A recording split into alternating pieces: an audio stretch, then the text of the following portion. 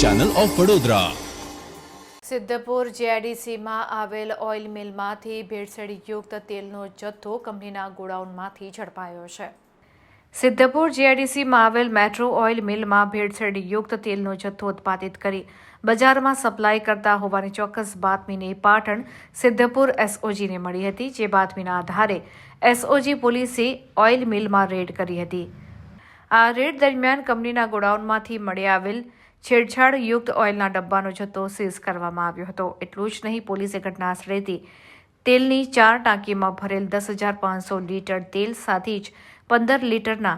262 ડબ્બા, 5 લીટરના 312 can, 2 લીટરના 400 can, 1 લીટરની 416 bottle, 500 મિલીની 680 bottle તેમજ તેલમાં ભેળસેળ કરવા વપરાતા વિટામિન એ ભરેલી એલ્યુમિનિયમની બોટલો સહિતનો મોટો જથ્થો મળી કુલ ₹20,31,000નો મુદ્દામાલ સીઝ કરી 2 વ્યક્તિની અટકાયત કરી વધુ તપાસ હાથ ધરી છે।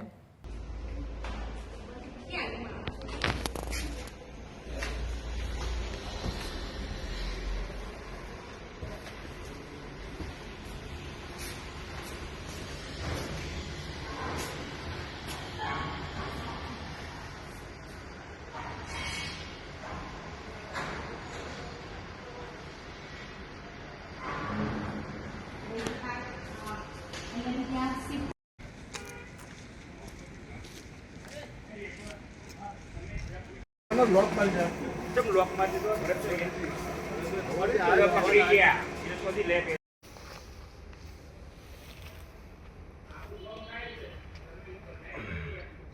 मेहमत भाई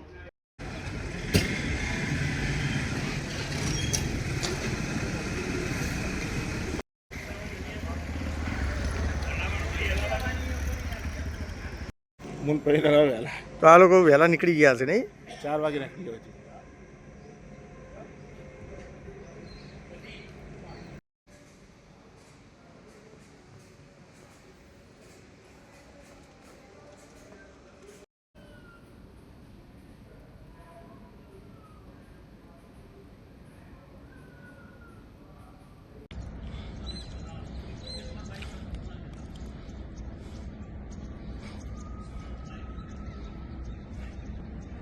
પાટણ જિલ્લા વિસ્તારમાં નાગરિકોના આરોગ્ય સાથે ચેડા કરતા અને ભેળસેળયુક્ત ખાદ્ય પદાર્થો જેવા કે ઘી, પનીર, તેલ વગેરે વેચાય છે અને જેના વિરુદ્ધ સચોટ બાતમી હકીકત મેળવી અને કાયદેસરની કાર્યવાહી કરવા માટે પોલીસ અધિક્ષક શ્રી વી કે નાઈ સાહેબ તેમજ બોર્ડર રેન્જ આઈજીપી સાહેબે સૂચના કરે,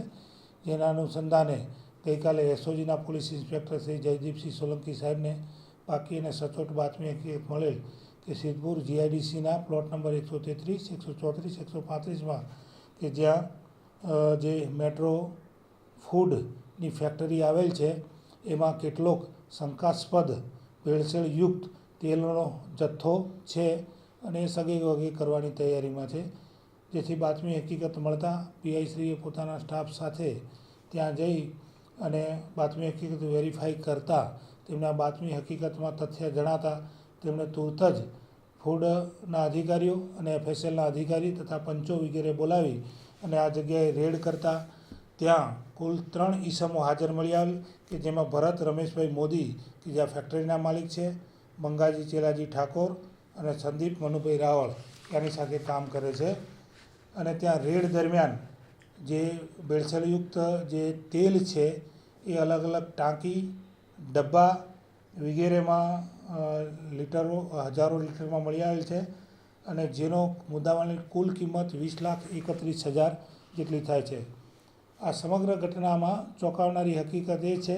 કે જે તેલનો જથ્થો છે રાઈસ બ્રાન તરીકે હતો અને તેમાં વિટામિન એ અને ડી કે એક બોટલ મળેલ છે જેના ઉપર કોઈ માર્ક કે લેબલ લાગેલ નથી અને આ જે બોટલ છે એ આપનારનું નામ મળ્યું છે પરેશગીરી ગોસ્વામી અને જેનો મોબાઈલ નંબર તપાસ દરમિયાન મળેલ છે અને સપ્લાય કરેલ છે અને આના કેટલીક કે 1 લીટર જો કોઈ આખી ટાંકીમાં નાખવામાં આવે તો એના કારણે આખું ભેળસેળયુક્ત તેલ બને છે અને એ નાગરિકોની જે આરોગ્ય છે એના માટે ચેડા કરતા અને એની આરોગ્ય માટે હાનિકારક છે અને આ સમગ્ર ઘટના અનુસંધાને વિગતવારનું પંચનામું કરી અને હાલમાં સિદ્ધપુર પોલીસ સ્ટેશન ખાતે જાણવાજોગ દાખલ કરેલ છે અને જે મળી આવેલા ભરતભાઈ મોદી, મંગાજી ઠાકોર અને સંદીપભાઈ રાવલની હાલમાં પૂછપરછ ચાલુમાં છે. પોલીસ તરફથી હાલમાં બધા જ સેમ્પલ કબજે કરવામાં આવેલ છે અને આને FSL અને ફૂડ વિભાગને આપવામાં આવશે અને ત્યાંથી ભેળસેળ યુક્ત હોવાની જો પ્રમાણપત્ર સર્ટિફિકેટ આવશે તો આ અનુસંધાને ગુનો દાખલ કરી અને આગળની કાર્યવાહી કરવામાં આવશે.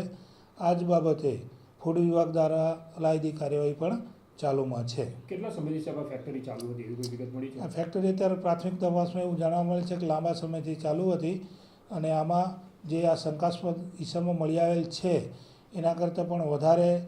કોઈ સપ્લાય કરનાર કે બીજા ખરીદનાર સંડોવાયેલા હશે અને આ બાબતની પણ પૂરતી તપાસ કરવામાં જે આવશે. કેમિકલ મળી આવ્યું હતું 1 લીટરની બોટલવાળું, એ કયા જિલ્લામાંથી સપ્લાય થતું હતું તે કોઈ તપાસમાં બહાર આવી છે? 1 લીટરનું જે કેમિકલની બોટલો મળી આવેલ છે એના ઉપર કોઈ માર્ક કે મેડ કે કંઈ એવું કોઈ બ્રાન્ડનું કે લખેલું નથી અને એમાં એમ જે પ્રમાણે પૂછપરછમાં એવું આવ્યું છે કે એમાં વિટામિન A અને D છે અને ભેળસેળ કરવા માટે આ મુખ્ય કે કેમિકલ છે એવું હાલ પ્રાથમિક તબક્કે જાણવા મળે. ક્યાંથી? આ આપનાર છે એ પરેશ ગોસ્વામી છે